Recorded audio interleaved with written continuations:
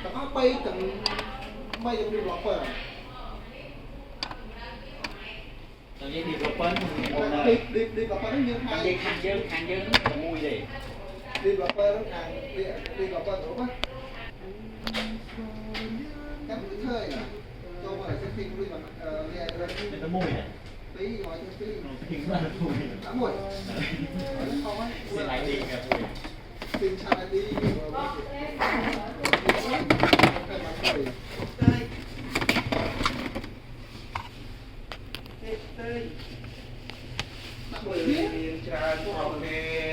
đã có thể con là cái xe này đây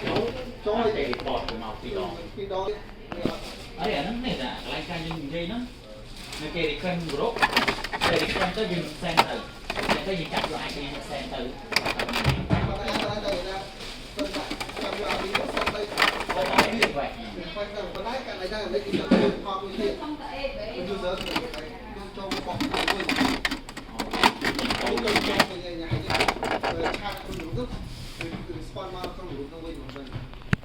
anh vì anh vì mẹ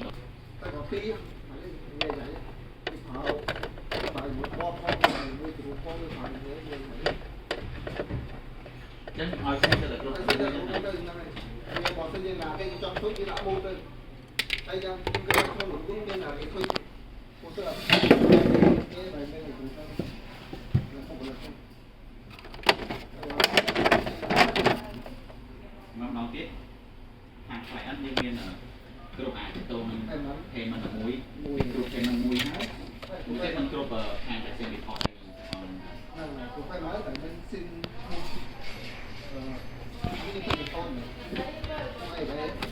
năng là chúng tôi bé đặt lên có tay lên đồ cũng thêm mình đôi khi phải ăn được ra mình hết cái này lát ăn mấy cái thì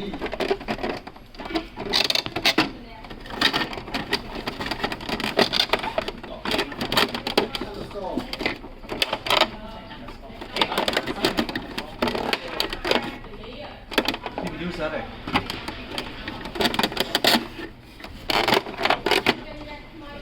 Nó người ta phải nói những check mơ quay viên hàng ngày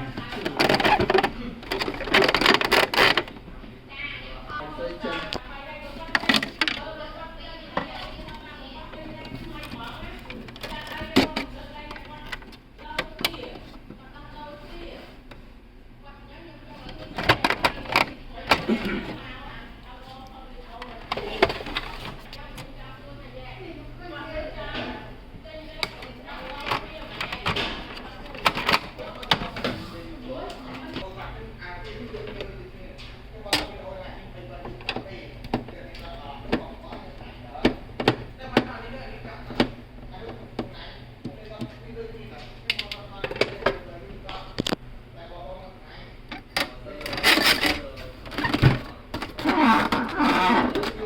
subscribe cho kênh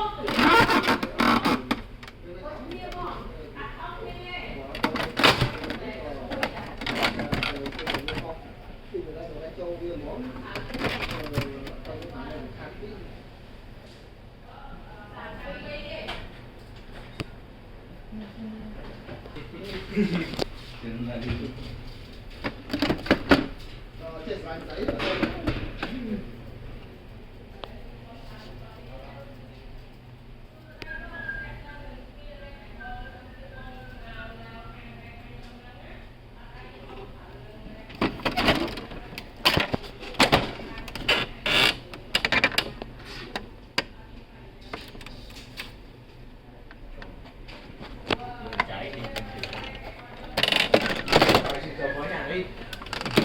video hấp dẫn.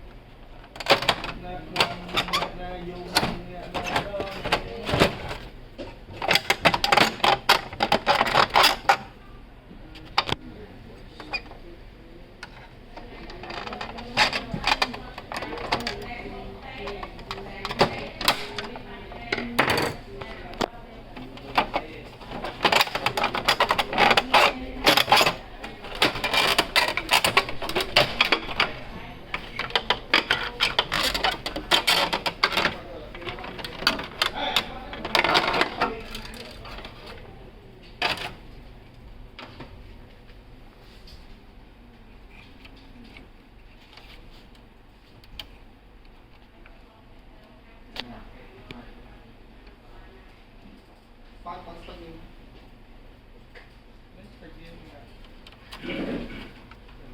chỉ yêu rất là cái ăn yêu gì ăn ở đây để áo này ra lên này thì ra lên này tôi của anh thuốc bột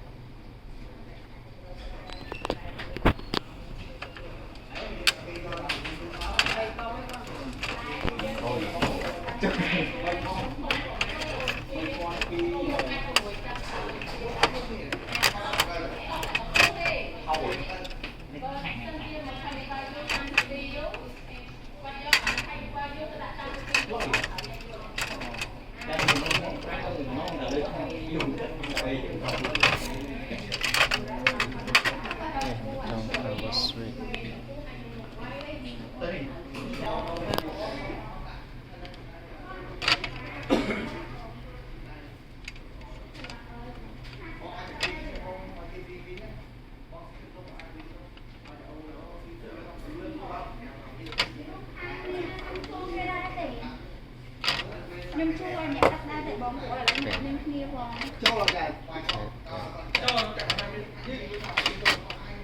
cái con đi này con đi này con đây rồi nó mua trâu rồi sẵn rồi mua trâu ba lại phải bán đi vào quay trong trâu đi luôn nhiệt thì nghe đấy lâu lâu rồi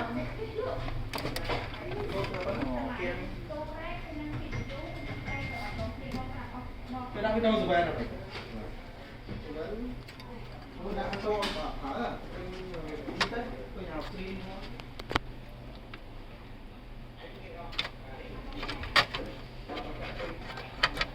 đó này rồi bọc vươn phải chưa ơi bỏ một chân đi phải chạy thôi một tay phải chân vươn to cao rồi này cái thứ tư mẹ lên và bật lên và bây giờ hai người tập đây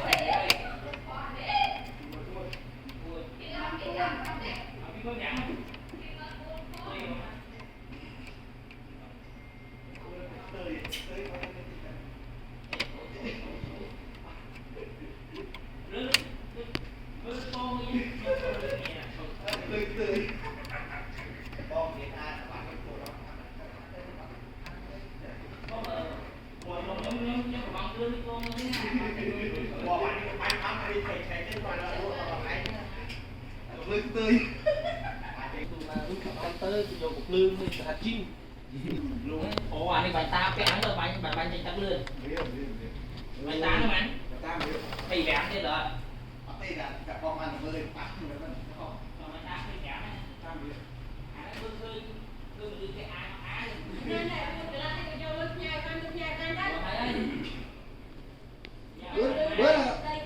bữa nó quay vậy là tôi coi đấy nè. Con quay ra đó. Để nó quay vậy đó đây. Anh phiên vô. Bánh lương mà cháu trên tắc này nè.